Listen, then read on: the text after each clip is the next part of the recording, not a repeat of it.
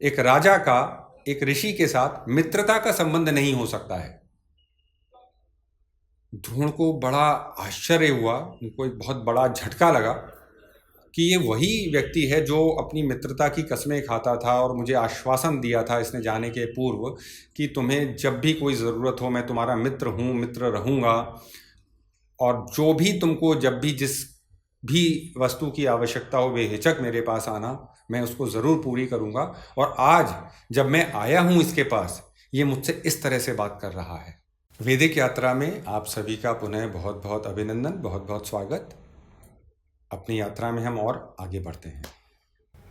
प्राचीन काल में हिमालय के पास जहाँ पे गंगा का उद्गम होता है, वहाँ पर भरद्वाज ऋषि का एक बहुत ही पावन आश्रम था, जहाँ पर वो अपने शिष्यों के साथ, अपने परिवार के साथ रहा करते थे।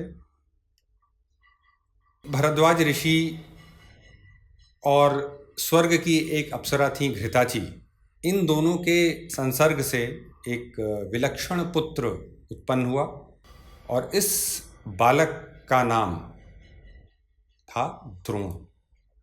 ये वही द्रोण हैं जो आगे जाकर के पांडवों और कौरवों के गुरु बने। अभी हम थोड़ा द्रोणाचार्य के या द्रोण के आरंभिक जीवन के बारे में थोड़ी सी चर्चा कर लेते हैं। भरद्वाज मुनि के एक और मित्र थे उसी समय के, उसी काल के। वो एक राज्य के राजा थे और उनका नाम था पृषत। पृषत का भरद्वाज मुनि के आश्रम में काफ़ी आना जाना था और संयोग से पृषत का एक पुत्र था। वो पुत्र द्रोण की ही आयु का था, तो पृषत ने अपने पुत्र को भी भरद्वाज ऋषि के आश्रम में भेजा था शिक्षा प्राप्त करने हेतु।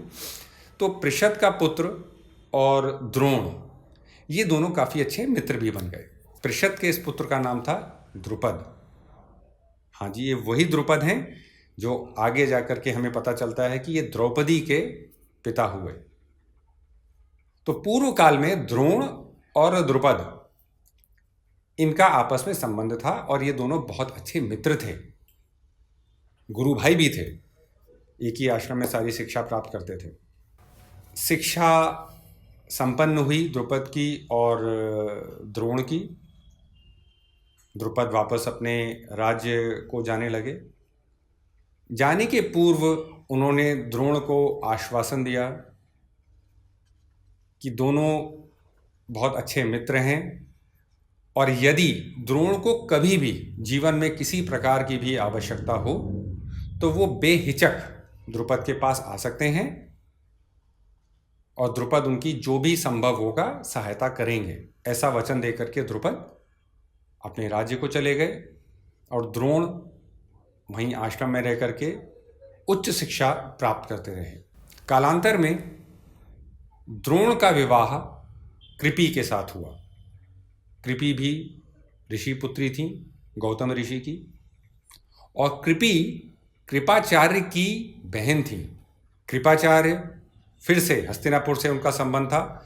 आगे जाकर के कृपाचार्य हस्तिनापुर के कुलगुरु बने और कृपि उनकी बहन थी। इस नाते कृपाचार्य और द्रोण भी बड़े घनिष्ठ रिश्तेदार हुए। द्रोण आश्रम में ही रहते थे। बीच में वो एक बार शस्त्रों और अस्त्रों की शिक्षा प्राप्त करने के लिए महेंद्र पर्वत परशुराम जी के पास भी गए। वहाँ पे उनको काफ़ी समय लगा, काफ़ी समय उनको वहाँ बिताना पड़ा। और इसी दौरान तब तक द्रोण और कृपि के एक पुत्र हो चुका था जिसका नाम अश्वत्थामा था। द्रोण के चले जाने के बाद, महेंद्र पर्वत जाने के बाद, कृपि को और उनके पुत्र अश्वत्थामा को बड़ी कठिनाइयों का सामना करना पड़ा। दरिद्रता ने उनको घेर लिया। बड़ी मुश्किल से कृपि किसी प्रकार अपना जीवन यापन कर रही थी और अपने पुत्र को किसी तरह से पाल पोस के बड़ा कर रही थी। द्रोण जब वापस आए सारी अस्त्र शस्त्र सबका ज्ञान लेकर के परशुराम जी के पास से, महेंद्र पर्वत से, तो अपने परिवार की इतनी दीन हालत देख करके उनको बड़ा क्षोभ हुआ, बड़ा कष्ट हुआ। और उनके कष्ट की सीमा टूट गई उस दिन जब उन्होंने देखा कि अश्वत्थामा जो उनका पुत्र था उसको उसके मित्र चिढ़ा रहे थे, परेशान कर रहे थे। और किस बात के लिए परेशान कर रहे थे? अश्वत्थामा ने अपने इन मित्रों को देखा था कि वो दूध पीते थे और उसको लगता था कि दूध कोई बहुत बहुत ही उत्तम वस्तु है, परंतु कृपी निर्धनता के कारण अश्वत्थामा को दूध नहीं दे पाती थी। अश्वत्थामा ने एक दिन अपनी माता के पास आकर के जिद पकड़ ली कि उसको भी दूध पीना है। तो कृपी ने अश्वत्थामा का मन रखने के लिए पानी में आटा घोल करके उसको दे दिया और अश्वत्थामा बड़ी शान के साथ उस पानी के घोल, आटा मिश्रित घोल को लेकर के अपने मित्रों के पास गया और उसमें उनको जाके बताया, देखो मैं भी दूध पी रहा हूँ। जो मित्र थे अश्वत्थामा के, उनको पता था कि ये दूध नहीं है, ये तो आटे का घोल है। तो इसी बात को लेकर के उन बालकों ने अश्वत्थामा का उपहास करना शुरू कर दिया, उसको परेशान करना शुरू कर दिया। और यही बात जब द्रोणाचार्य ने देखी, उनके दुख की सीमा टूट गई। बड़े व्यथित, बड़े व्याकुल हो गए। वो अपनी पत्नी कृपी के पास आए और हताश होकर के, निराश होकर के वहाँ बैठ गए। कृपी ने उस समय द्रोणाचार्य को याद दिलाया कि आप कहा करते थे कि गुरुकुल में जब आप शिक्षा प्राप्त कर रहे थे तो आपके एक मित्र थे जिनका नाम था द्रुपद, और वो राजघराने से थे, राजकुमार थे उस समय। संभव है कि अब तक तो शायद वो राजा बन गए होंगे। और आपने ऐसा बताया था मुझे कि जब वो गुरुकुल से विदा ले रहे थे आपसे, तो उन्होंने आपको आश्वासन दिया था कि आपको किसी प्रकार की कभी कोई आवश्यकता होगी तो वो आपकी सहायता करेंगे। तो क्यों ना आप उनके पास एक बार जाएं और उनसे जो भी हम एक सहायता अगर मिल सकती है तो क्यों उनसे सहायता ना ली जाए। तो कृपी ने द्रोणाचार्य से कहा कि आप अपने मित्र द्रुपद के पास क्यों नहीं जाते हैं, शायद वो कुछ सहायता कर सकें हमारी, और जो हमारी ये जो निर्धनता की जो हालत है वो बदल सके और हम अपने पुत्र को वो सब कुछ दे सकें जिसकी उसको आवश्यकता है। द्रोणाचार्य को अपनी पत्नी का ये सुझाव पसंद आया और वो द्रुपद के पास जाने के लिए तैयार हो गए। कुछ समय पश्चात द्रोणाचार्य द्रुपद के राजमहल के द्वार पर पहुंचे और उन्होंने वहां पर जाकर के जो द्वारपाल थे उनसे कहा कि जाकर के महाराज को, राजा द्रुपद को ये संदेश दे दीजिए कि द्वार पर उनका मित्र द्रोण खड़ा है और वो उनसे मिलना चाहता है।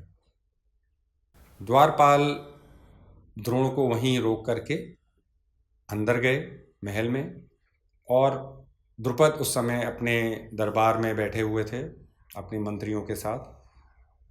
द्वारपाल ने उनसे कहा कि द्वार पर कोई एक ऋषि है जो ऐसा कह रहे हैं कि वो आपके मित्र हैं और आपसे मिलना चाहते हैं। द्रुपद को थोड़ा सा अटपटा लगा, परंतु फिर भी उन्होंने कहा कि ठीक है, उनको आप अंदर भेजिए, उनको अंदर लेकर के आइए। द्वारपाल द्रोण को राजमहल के अंदर लेके आया, दरबार में, जहाँ पर द्रुपद बैठे हुए थे अपने सिंहासन पर। और द्रुपद को देखते ही द्रोण बड़े ही प्रसन्न हुए, खुश हुए, और उनको देखते ही अहो मित्र, मेरे गले लग जाओ, ऐसा कुछ कह करके संबोधित किया उन्होंने द्रुपद को बड़ी प्रसन्नता से, हर्ष के साथ। द्रुपद द्रोण को पहचान तो गए, परंतु द्रोण का इस तरह से उनको संबोधित करना द्रुपद को अच्छा नहीं लगा। काफ़ी समय बीत चुका था गुरुकुल छोड़े हुए, तो शायद राजा बनने का अहंकार द्रुपद के ऊपर सवार हो चुका होगा, संभव है। द्रुपद ने द्रोण को बड़े क्रुद्ध होकर के टोका कि आप ऋषि हैं, मैं राजा हूं, आपको ये शोभा नहीं देता जिस तरह से आपने मुझे संबोधित किया है, और ये सर्वथा अनुचित बात है। एक राजा का एक ऋषि के साथ मित्रता का संबंध नहीं हो सकता है। द्रोण को बड़ा आश्चर्य हुआ, उनको एक बहुत बड़ा झटका लगा कि ये वही व्यक्ति है जो अपनी मित्रता की कस्में खाता था और मुझे आश्वासन दिया था इसने जाने के पूर्व कि तुम्हें जब भी कोई ज़रूरत हो मैं तुम्हारा मित्र हूँ, मित्र रहूँगा, और जो भी तुमको जब भी जिस भी वस्तु की आवश्यकता हो बेहिचक मेरे पास आना, मैं उसको ज़रूर पूरी करूँगा। और आज जब मैं आया हूँ इसके पास, ये मुझसे इस तरह से बात कर रहा है। द्रोण को क्रोध तो आया बहुत, परंतु वो उस समय कुछ बोल नहीं पाए, और द्रुपद यहाँ पर अपने अहंकार में या अपने क्रोध में न जाने क्या क्या द्रोण को कहते ही चले गए। कुछ देर तक सुनने के बाद द्रोण को भी क्रोध आ गया और उन्होंने प्रण किया कि अब वो द्रुपद से कुछ नहीं लेंगे, कोई सहायता नहीं लेंगे, और मन ही मन उन्होंने सोचा कि एक समय ऐसा ज़रूर आएगा जो द्रुपद ने द्रोण की जो ये बेइज्जती करी है, ये जो अपमान करा है, इसका बदला वो अवश्य लेंगे। मन ही मन ऐसा प्रण करके द्रोण वहाँ से चले गए। वापस जब अपने घर आए तो कृपि ने बड़े उत्साह के साथ द्रोण से पूछा कि आपकी मुलाकात हुई आपके मित्र के साथ? क्या उन्होंने हमारी सहायता देने का प्रबंध किया?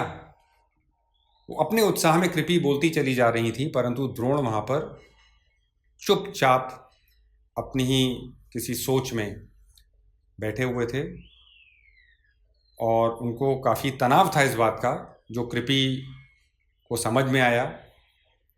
और बाद में द्रोण ने कृपि को, अपनी पत्नी को सारी बात बताई। द्रोणाचार्य को ये समाचार मिला था कि हस्तिनापुर का जो राजवंश है, जो उनके सम्राट हैं धृतराष्ट्र, और जो संरक्षक हैं हस्तिनापुर के पितामह भीष्म, वो अपने राजकुमारों के लिए, कौरवों और पांडवों के लिए किसी उच्च कोटि के गुरु को तलाश रहे हैं, ढूंढ रहे हैं। और तब तक एक ये भी संजोग हो चुका था कि कृपाचार्य, जो कृपि के भाई हैं, वो हस्तिनापुर के कुलगुरु बन चुके थे। तो द्रोणाचार्य ने ऐसा मन ही मन सोचा कि उनको अब अपना आने वाला समय हस्तिनापुर में बिताना चाहिए, वहाँ के राजकुमारों को प्रशिक्षण देने में। और शायद उनके मन में ये बात रही होगी कि ऐसा करने से हस्तिनापुर का जो साम्राज्य है, हस्तिनापुर की जो शक्ति है, वो उनके पीछे खड़ी हो जाएगी, और एक समय जब आएगा तो वो द्रुपद को, जो उन्होंने अपने मन में प्रण किया था कि द्रुपद से जो उनको बदला लेना था, तो उसमें हस्तिनापुर का जो भी बल है वो उनके काम आएगा। तो शायद द्रोणाचार्य जी ने मन ही मन ये योजना बनाई होगी कि हस्तिनापुर के राजकुमारों को यदि वो प्रशिक्षण देने लगते हैं, तो कुछ समय बाद जब ये राजकुमार प्रशिक्षित हो जाएंगे, तो शायद वो द्रुपद से बदला लेने में द्रोण की वो मदद कर सकेंगे, क्योंकि हस्तिनापुर एक बहुत ही शक्तिशाली साम्राज्य था, बहुत ही शक्तिशाली।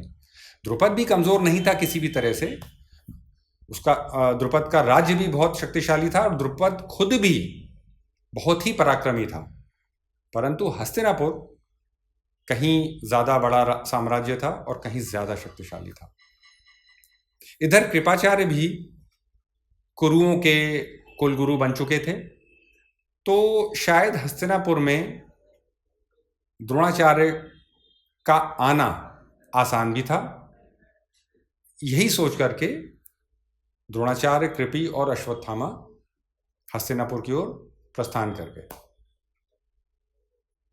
और कृपाचार्य के साथ रहने लगे कुछ समय तक।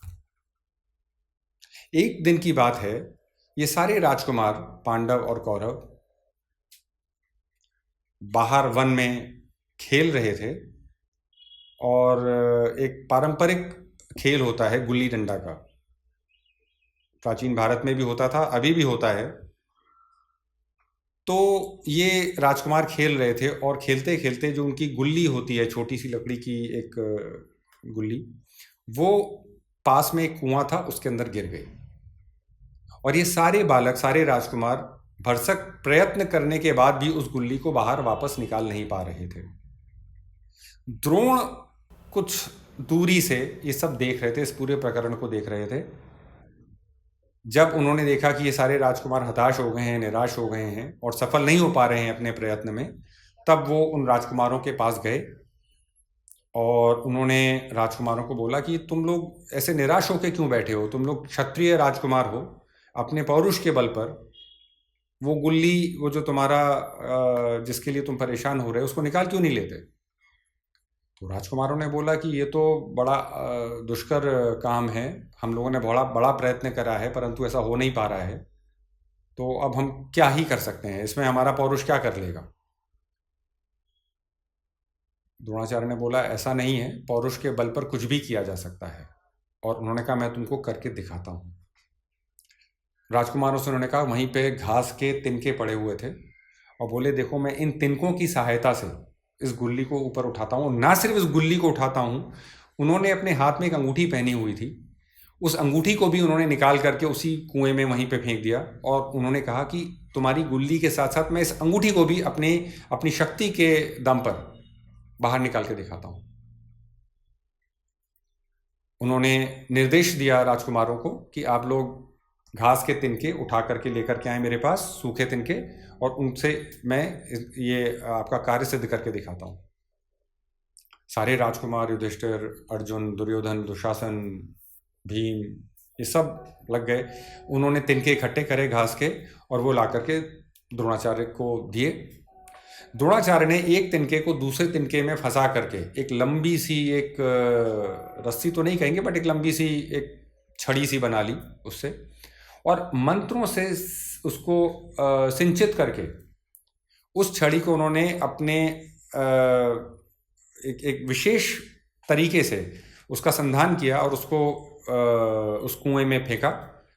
और वो क्या देखते हैं कि वो जो गया है नीचे, पूरा ये जो रस्सी सी थी ये सूखी घास की पत्तियों की, वो जाकर के उस अंगूठी में पहले फंसी, और फिर उसके बाद उस गुल्ली में फंसी, और उसके सहारे वो पूरी, उन्होंने वापस उसको खींचा द्रोणाचार्य ने, और गुल्ली और अंगूठी वापस उनके हाथ में आ गई।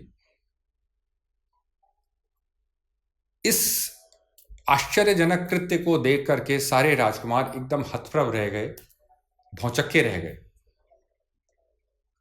उनको समझ में आया, युधिष्ठिर बड़े समझदार थे, उनको समझ में आया कि ये जो ऋषि हैं ये कोई बहुत ही सिद्ध महापुरुष हैं। और युधिष्ठिर ने उनका परिचय जानने का प्रयास किया और उनसे पूछा उनके बारे में। तो द्रोणाचार्य तो जानते थे कि ये राजकुमार कौन है, ये पांडव हैं और कौरव हैं, वो तो जानते थे। तो उन्होंने अपना परिचय तो नहीं दिया, परंतु उन्होंने ये ज़रूर कहा युधिष्ठिर को कि आप जा करके अपने पितामह से, भीष्म से, ये जो अभी हुआ है आपके सामने, ये पूरी बात उनके सामने दोहराइएगा और वो समझ जाएंगे कि मैं कौन हूँ। ऐसा कह करके द्रोणाचार्य वापस जहाँ पे वो निवास कर रहे थे कृपाचार्य के यहाँ, वहाँ चले गए। ये सारे राजकुमार जब वापस महल आए, बड़े उत्साह के साथ पितामह भीष्म के पास गए और उन्होंने ये सारा वृतांत उनको कह सुनाया। भीष्म बहुत ज्ञानी थे, उनको हर व्यक्ति की, हर महापुरुष के बारे में ज्ञान था। वो तुरंत समझ गए, जैसा कि द्रोणाचार्य ने पहले ही सोच रखा था। भीष्म समझ गए कि हो ना हो ये महापुरुष और कोई नहीं बल्कि द्रोणाचार्य ही हैं, और वो वैसे भी खोज रहे थे अपने राजकुमारों के लिए, पांडवों और कौरवों के लिए एक योग्य गुरु। और जब उन्हें पता चला कि द्रोणाचार्य अब उनके राज्य में ही हैं, तो बड़े हर्षित हुए, और उन्होंने मन ही मन सोचा कि अब वो द्रोणाचार्य से मिल करके उनको इस बात के लिए राज़ी कर लेंगे, मना लेंगे कि वो इन राजकुमारों के गुरु बनना स्वीकार करें। कुछ समय पश्चात भीष्म ने पता लगा लिया कि द्रोणाचार्य कृपाचार्य जी के घर में ही रुके हुए हैं। वहाँ पे उन्होंने अपना दूत भेज करके द्रोणाचार्य को बुलवाया और उनके सामने अपनी इस विनय को उनके समक्ष प्रस्तुत किया, जिसे द्रोणाचार्य ने सहर्ष स्वीकार किया और इस प्रकार से द्रोण पांडवों और कौरवों के गुरु बने। इसके बारे में विस्तार से चर्चा हम आने वाले समय में करेंगे। अभी के लिए हमारे साथ जुड़े रहने के लिए आप सबका बहुत बहुत आभार, बहुत बहुत धन्यवाद। राम राम।